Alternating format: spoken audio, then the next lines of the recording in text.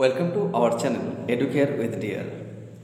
প্রিয় ডিএলএডের ছাত্রছাত্রী, 2021-23 সেশনের ডিএলএডের যারা ফাইনাল বর্ষের অর্থাৎ দ্বিতীয় বর্ষের ফাইনাল পরীক্ষা দিয়েছ তাদের এক্সটার্নাল এক্সাম সম্পর্কে আজ কিছু তথ্য তোমাদের সামনে তুলে ধরব। এক্সটার্নাল এক্সাম কখন কিভাবে হচ্ছে, এক্সটার্নাল এক্সামের কোন কোন বিষয়গুলোর গুরুত্ব অত্যাধিক, এক্সটার্নাল এক্সামটা কী এবং কিভাবে বা এক্সটার্নাল এক্সামটা হবে, কখন হবে, এইসব বিষয়ে তোমাদের বিস্তারিত আজকে এই ভিডিওর মাধ্যমে তুলে ধরছি। প্রথমে বলছি, যারা ডিএলএড 21-23 সেশনের শিক্ষার্থী রয়েছে, যারা ফাইনাল পরীক্ষা দিয়েছ, তারা অপেক্ষায় রয়েছে। তোমাদের এখনও একটা পরীক্ষা রয়েছে, সেটা হচ্ছে P2 বা আমরা যেটাকে বলতে পারি external exam, practice, final practice teaching, macro যাই বলো। সেক্ষেত্রে তোমাদের এই এক্সটার্নাল এক্সাম কিন্তু হচ্ছে ফেব্রুয়ারি মাসের প্রথম দিকে বলতে প্রথম বা দ্বিতীয় সপ্তাহের মধ্যে। কারণ আমরা 22-24 সেশনের ডিএলএডের যে পরীক্ষা রিটেন এক্সাম পার্ট 1 সেটা কিন্তু শেষ হলো, ওদেরও পরীক্ষা হবে। তাহলে কিন্তু আর পরীক্ষা থিওরি পেপার পরীক্ষা কোনো এখন না 22-24-এর রয়েছে না 23-25-এর। এখন একটাই পরীক্ষা রয়েছে তোমাদের P2 এবং 22-24-এর P1। সেক্ষেত্রে তোমাদের পরীক্ষাটা কিন্তু ফেব্রুয়ারি মাসের প্রথম দিকে, যেহেতু ফেব্রুয়ারি মাসে সরস্বতী পুজো রয়েছে, ধরো সেকেন্ড উইকে বা থার্ড উইকে সরস্বতী পুজো রয়েছে। সেক্ষেত্রে তোমাদের সেকেন্ড উইকের আগেই 12-14 তারিখে অতদূর যাবে না, 12 তারিখের আগে আমার মনে হয় তোমাদের পরীক্ষাটা হয়ে যাবে। ঠিক আছে, ফার্স্ট উইকে ধরে নিতে পারবো যে তোমাদের 5 তারিখ, 7 তারিখ, 8 তারিখ, 10 তারিখের মধ্যে একটা ডেট দেবে। অ্যাপ্রক্স একটা মোটামুটি ধরে চলো যে তোমাদের প্রথম বা দ্বিতীয় সপ্তাহের মধ্যেই কিন্তু পরীক্ষা কমপ্লিট হয়ে যাবে। আচ্ছা, এটা তো আমরা জানলাম যে আমাদের যে এক্সটার্নাল এক্সাম সেটা ফেব্রুয়ারি মাসের প্রথম বা দ্বিতীয় সপ্তাহের মধ্যে হবে। কোথায় হবে এটা কিন্তু তোমাদের কলেজের কাছ থেকে একটু জেনে নেবে, কারণ এটা হওয়ার কথা তোমাদের যে স্কুলগুলোতে তোমরা প্র্যাকটিস টিচিং পড়িয়েছিলে। এখন তোমাদের মধ্যে অনেকের কাছে কমেন্টে দেখলাম যে অনেকে স্কুল পড়াওনি, তো যাই হোক সেটা কলেজের ব্যাপার। তো যে স্কুলগুলোতে পড়িয়েছো সেই স্কুলগুলিতেই কিন্তু তোমাদের ফাইনাল টিচিং পার্টটা হবে। এখন যারা স্কুলগুলোতে পড়িয়েছো বা সবাই পড়িয়েছো ধরে নিচ্ছি আমি, তো সেক্ষেত্রে তোমাদের যে নিয়ারেস্ট যে স্কুলগুলো রয়েছে প্রাইমারি বা আপার প্রাইমারি, বিশেষত প্রাইমারি আমি বলবো 1 থেকে 4, সেই 1 থেকে 4 বা 5 পর্যন্ত স্কুলগুলোতেই তোমাদের কিন্তু প্র্যাকটিস টিচিং যেটা হয়েছে সেখানে ফাইনাল টিচিংটা হবে। এই ফাইনাল টিচিং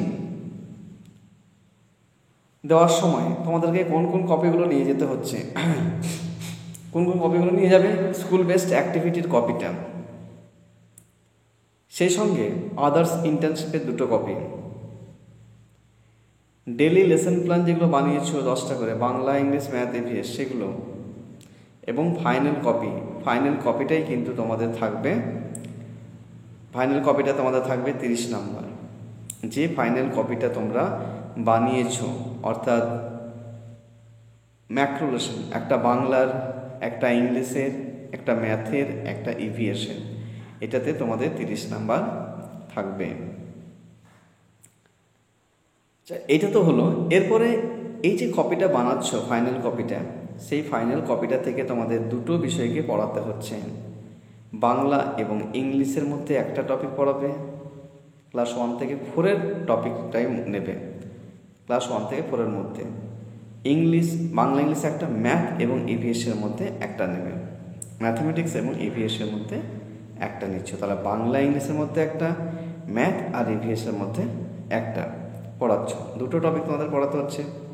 সেই topic related chart, model, picture অবশ্যই কিন্তু নিয়ে যাবে। 2টো তো অবশ্যই রাখবে, একটা মডেল, একটা চার্ট কমন, এগুলো 2টো রাখতেই হবে। সেটা টপিক রিলেটেড বোঝা যাবে যে কোন টপিক পড়াচ্ছ, সেই টপিকের কি চার্ট মডেল হতে পারে, সেটা তোমরা তোমাদের সাবজেক্ট টিচারের সঙ্গে কনসাল্ট করবে, নতুবা কমেন্ট করে জানাবে, তাহলে আমি চেষ্টা করব সেই উত্তরগুলো দেওয়ার।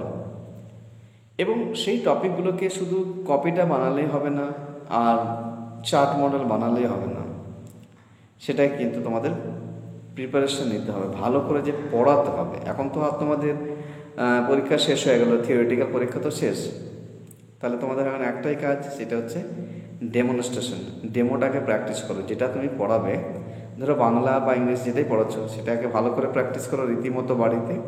আর ম্যাথ ইভিএস যেটা পড়াচ্ছ বা পড়াবে সেটাকে ভালো করে প্র্যাকটিস করো।